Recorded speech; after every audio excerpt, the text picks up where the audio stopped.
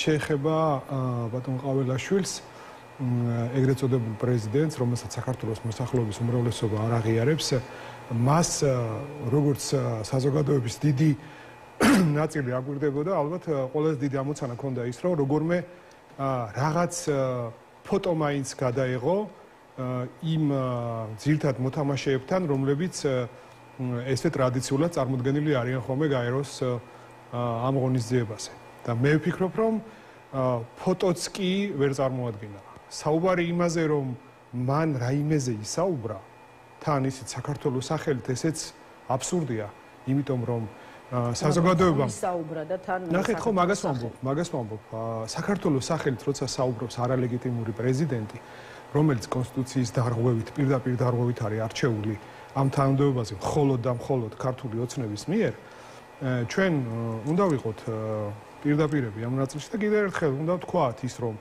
ეს ადამიანი იქ არის ერთადერთი რამისთვის გაგზავნილი ამ რეჟიმის მიერ, რომ როგორც მე აღნიშნე, როგორმე რაღაც ფოტო გადაიღოს და ეს ფოტო ჩამოიტანოს, იმის გარდა ვერაფერს ვერ ჩამოიტანს და შესაბამისად სერიოზული კომენტარი იმასთან დაკავშირებით ყაველაშვილმა ეს თქვა თუ ის თქვა, უბრალოდ მე ამაზე კომენტარს ვერ გავაკეთებ. იმიტომ რომ ჯერ ეს ერთი მე რაც ვნახე, ადამიანი ელემენტარულად ქართულადაც ვერ საუბრობს და რა ენაზე ლაპარაკობს იქ, ან რა ენაზე ამყარებს კონტაქტს, ან დაამყარებს კონტაქტს. თუ ეს ეგრეთ წოდებული საგარეო საქმეთა მინისტრი რო ახლავს რაღაც აპეკუნივით და ფოტოგრაფის ფუნქციას რო ასრულებს, ის გადაუთარგმნის რამეს.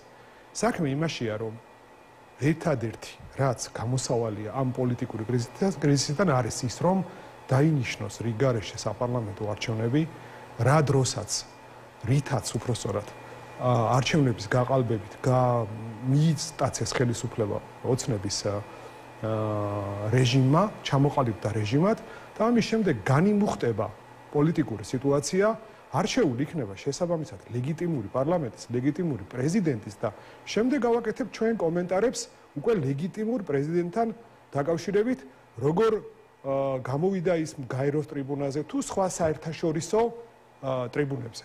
ახლა ჩვენ იმის შეფასება, რომ ეს ეგრეთ წოდებული პრეზიდენტი რამეს იქ იტყვის, ან ვერ იტყვის, ან საერთოდ ვერბალურად ვერ გამოთქვავს, რაც დააბარეს ის და ფოტოს მაძიებელია მხოლოდ, ну ახლა აბსურდია ხო ამაზე კომენტარი.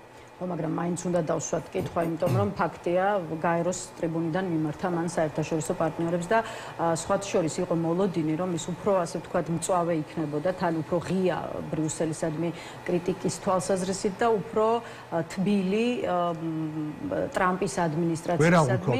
იყო მოლოდინი, რომ გაეროს ტრიბუნას გამოიყენებდა იმისთვის, რომ ხო მიემართა ამერიკის პრეზიდენტისთვის, თუმცა ვნახეთ, რომ ეს ასე არ მოხდა. ყაველაშვილმა კი ახსენა დონალდ ტრამპი, თუმცა ახსენა როგორც სამშვიდობო პროცესის ხელშემწყობი და მიესალმა მის სამშვიდობო ინიციატივებს ხელი შეუწყოს მსოფლიოში მიმდინარე ომების დასრულებას. აი როგორ ფიქრობთ, რატომ არ ჩათვალა ქართულმა ოცნებამ საჭიროდ, რომ ტრამპისა და მისი ადმინისტრაციისთვის გაეროს ტრიბუნიდან ესეთი რაღაცა თბილი პოლიტიკური მესიჯები გაეგზავნონ? ლელა, გაგახსენებთ კრიტიკული ყოველ შემთხვევაში რამე პოლიტიკური ლელა, გაგახსენებთ თქვენს და საზოგადოებასაც ქართული ოცნების ამ ბოლოდროინდელ მიმართვას ამერიკის პრეზიდენტისადმი.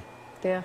ხელი ისევ და ისევ არალეგიტიმურ პრეზიდენტს მოაწერიეს, გახსოვთ ხომ? კობახიძემაც არ მოაწერა ხელი და თითქოს პრეზიდენტად წოდებული თუ მოაწერდა ხელს და ამით რაღაცას სხვა რამეს მიაღწევდნენ, ალბათ ამას თვლიდნენ. იმ განცხადების შინაარსი იყო ის ერთადერთი ხვეწნა მუდარა, რომ იქნებ დაგველაპარაკოთ. და ეს იყო მორიგ ჯერზე, მე როგორც მახსოვს და ალბათ თქვენს გემახსოვრებათ. იყო ანალოგიური მიმართვა ადრეც, ხო? მაგრამ რა დალაპარაკებაზეა საუბარი და რა საერთოდ ანგარიშის გაწევაზეა საუბარი იმ რეჟიმის მიმართ, რომელმაც კიდევ ერთხელ ვიმეორებ, მიიტაცა ხელისუფლება და კონსტიტუცია ფაქტობრივად იგნორირებული აქვს, დარღვეული აქვს, გაჩერებული აქვს და ესე რეჟიმად ჩამოყალიბდა და ინარჩუნებს ხელისუფლებას. როგორ შეიძლება მათ დაელაპარაკოს ვინმე მათ შორის დემოკრატიის მთავარი ფლაგმანი მსოფლიოში ამერიკის შეერთებული შტატები. მათი ყოფილი ელჩის მეშვეობით, ხომ გახსოვთ თქვენ რა მესიჯი გამოუგზავნეს არაერთგზის. თქვენ თავი უნდა დაანებოთ ავტოკრატიული რეჟიმის ჩამოყალიბებას უნდა მიბრუნდეთ დემოკრატიისკენ, დაუყოვნებლივ უნდა გაათავისუფლოთ ყველა პოლიტპატიმარი და სინდისის პატიმარი, თავი უნდა დაანებოთ შეკვეთილ მარცხაჯულებას, არ უნდა იყოთ დამყარებული თქვენი ხელისუფლება ჩინჩალაძე მურუსიძის კორუფციულ სინდიკატზე, რომელსაც რასაც უბძანებთ, იმას აკეთებენ და შესაბამისად ესე ტანდემში არიან, ხართ, ამიტომაც დაასანქცირეს ისინი თავის დროზე, ხო? და შესაბამისად ამ ქვეყანაში დემოკრატიულ უკუსლას, რეჟიმის ჩამოყალიბებას, სასამართლო ხელისუფლების გაუქმებას, პრეზიდენტის ინსტიტუტის გაუქმებას, პარლამენტის ფაქტობრივად გაუქმებას, ერთპარტიული პარლამენტი აქვს, ხო? იქ ბოიკოტის რეჟიმში ვართ, ყველა პოლიტიკური აქტორი, ვინც სერიოზულია ამ ქვეყანაში, ხო, ვინც გადალახა ეს ბარიერი, ვინც შევიდა, ხო, პარლამენტში, 61 მანდატი, ვინც მოიპოვა. შესაბამისად, ამას არაფერს არ აკეთებ და შენ კიდევ ერთხელ წერილზე აგზავნი, რომ ესეთი როგორიც ვარ მე მიიღეო, ну абсурдია, ხო, ეხლა ამას რა კომენტარი უნდა გააკეთო? სხვადასხვა ამერიკასთან ურთიერთობებს რაც შეეხება, გუშინ გავრცელდა პრეს-რელიზი, რომ მიხეილ ყაველაშვილი მიიწვიეს დონალდ ტრამპის სახელით გამართულ აღშამზე, სადაც მას აუდიენცია ჰქონდა ამერიკის ვაჭრობის მდივანთან ამ შეხვედრის შესახებ.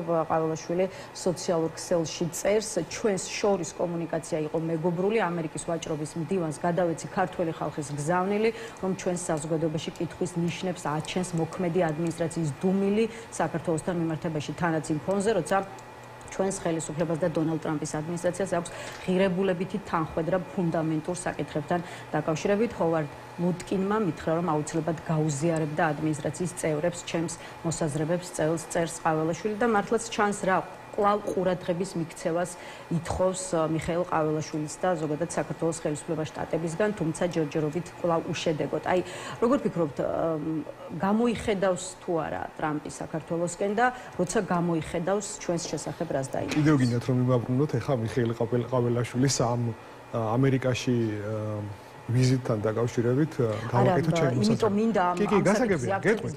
დავალებული მქონდა ფოტოს გადაღება, ფოტოს მაძიებელია და ფოტოც ვერ გადაიღო. ლელა, ფოტოც კი ვერ გადაიღო. სუფთა ფურცლიდან დაწყების ეს დასაწყისში თქვენი კითხვის დასმის შემდეგ, როდესაც მე პასუხის გაცემას ვთილობდი, ირონიულად როცა ვთქვი ფოტოს მაძიებელია თქო, ეს შემთხვევით კი არ მithხოვს. მისი მთავარი დავალება, მის მიმართ დავალება რეჟიმისგან არის ფოტოს გადაღება, თუნდაც ფოტოს გადაღება, ესეც ვერ მოახერხა, ფოტოს გადაღებაც ვერ მოახერხა. რაღაც ტექსტი მიცეს, ტექსტიც ვერ წაიკითხა. ბატონზაზა შალვა პაპუაშვილმა გააკეთა დღეს განცხადება, რომ მიხეილ ყაველაშვილს ჰქონდა შესაძლებლობა გასაუბრებოდა დონალდ ტრამპს, თუმცა ეს აუდიენცია შედგა იმ სივრცეში, სადაც მედიისთვის არ არის გადაღება ნებადართული. ხო და ფოტოც ვერ ჩამოიტანა. ფოტოსაც ვერ ჩამოიტანა. ამას ვამბობ. და ეს პაპუაშვილი კიდე ერთი კლოუნი. პაპუაშვილი კიდე ერთი კლოუნი, რომელსაც თავისი არაფერი არ აქვს. აბსოლუტურად არაფერი არ აქვს. უბრალოდ არის ოცნების რეჟიმის ერთ-ერთი მესიჯ გამახმოვანებელი, რომელიც არანაირ სიმბინძურეს არ ერიდება და ეს ის ადამიანია, რომელსაც ჰექტრობით ტყეები აქვს მიტაცებული კახეთში და აქეთ გამოდის მერე და ის კობახიძე კალაძის კორუფციულ სინდიკატს, რომელმაც საბოლოოდ დაამარცხეს ღარიბაშვილის კლანი და ახლა მისი კორუფციული სქემები გადაბარების პროცესში არიან, ამას მოყვა ზუსტად ის რიჟვაძის სისხლის ღურაც. გამოდის ახლა პაპუაშვილი და ამ კალაძე იმის კალაძე კობახიძის ამ კორუფციულ დაჯგუფებას აქებს, იმიტომ რომ მე მაგას არ მოკითხონ ის ველმინდვრები კახეთში, რომელიც მიტაცებული აქვს უკანონოდ. სხვას კი არაფერს დავებოდნენ, მათ შორის ღარიბაშვილს ბაკურიანის ტყეები რომ მიიზომა და მიიწება და გადასცა თავის ოჯახს 59 წლიანი იჯარით. მადლობა უნდა უთხრათ, რომ არ მიყიდეს. კორუფციასთან დაკავშირებულ თემებზე. კორუფციასთან ბრძოლობენ ილუზორულად. არიან მატყუარები. ამ თემასთან და შესაბამისად ეს ამ ადამიანებს ეხლა თქვენ უბრალოდ პაპუაშვილი ახსენეთ, არა აქვთ უფლება რომ კორუფციაზე ელაპარაკონ. იმიტომ რომ თვითონ არიან კორუფციაში ჩაფლულები, ოცნება კორუფციაზე დგას და შესაბამისად ამ კორუფციას გადაყვება აუცილებლად.